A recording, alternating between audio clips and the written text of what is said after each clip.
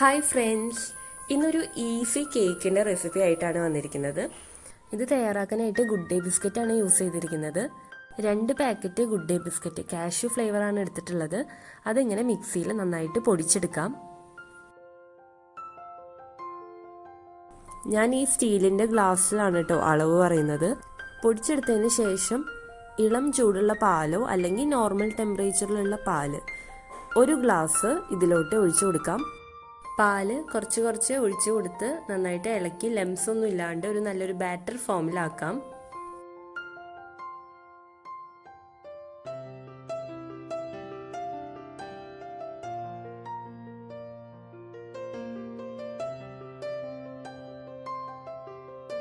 ഇനി ഇതിലേക്ക് 1/2 ഗ്ലാസ് പഞ്ചസാര ചേർക്കാം. പഞ്ചസാര മിക്സിയിലിട്ട് നന്നായിട്ട് പൊടിച്ചതിന് ശേഷമാണ് ഈ ബാറ്ററിൽ ഇട്ടിട്ട് നന്നായിട്ട് മിക്സ് ചെയ്തെടുക്കേണ്ടത്.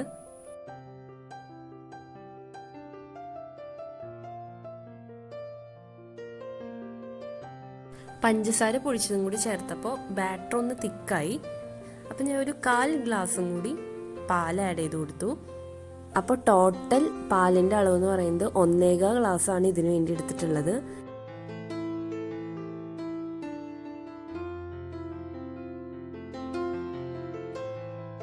ഇനി ഇതിലോട്ട് ഒരു 1.5 ടീസ്പൂൺ കൊക്കോ പൗഡറും കൂടി ചേർത്തിട്ട് മിക്സ് ചെയ്യാം.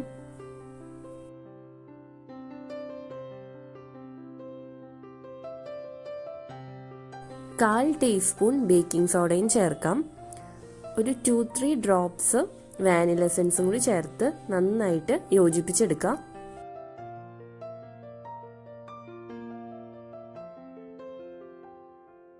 അപ്പോൾ ഇവിടെ കേക്കിൻ്റെ ബാറ്റർ റെഡി ആയിട്ടുണ്ട്. ഇനി നമുക്ക് കേക്കിൻ്റെ ടിന്നിലോട്ട് ഒരു ബട്ടർ പേപ്പർ വെച്ചതിന് ശേഷം ഈ ബാറ്റർ ഒഴിച്ചു കൊടുക്കാം.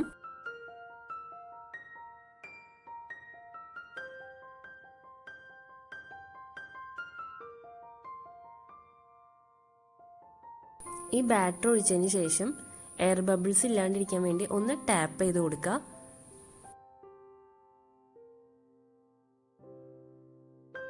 ഇനി ഇതിൻ്റെ മുകളിലേക്ക് കുറച്ച് കാഷ്യൂ നട്ട്സ് വിതറി കൊടുക്കാം.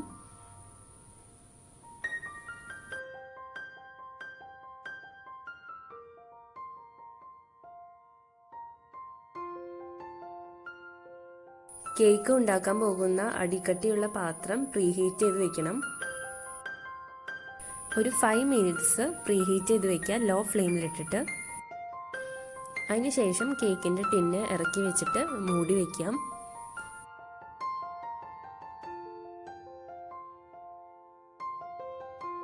കേക്ക് ബേക്ക് ചെയ്തെടുക്കേണ്ടത് ലോ ഫ്ലെയിമിൽ വെച്ചിട്ടാണ്. 35 to 40 മിനിറ്റ്സ് എടുക്കും കേക്ക് ബേക്ക് ആവാനായിട്ട്. ഇപ്പോൾ ഒരു 40 മിനിറ്റ്സ് കഴിഞ്ഞിട്ടുണ്ട്. നമ്മുടെ കേക്ക് നന്നായിട്ട് വെന്ത് വന്നിട്ടുണ്ട്. ഒരു സ്റ്റിക്ക് വെച്ചിട്ട് ഇങ്ങനെ കുത്തി നോക്കുമ്പോൾ നമുക്കറിയാൻ പറ്റും. അതിൻ്റെ ഉള്ളിൽ ഇങ്ങനെ ഒട്ടി പിടിച്ചിട്ടില്ലെങ്കിൽ വെന്തു എന്നാണ് അർത്ഥം.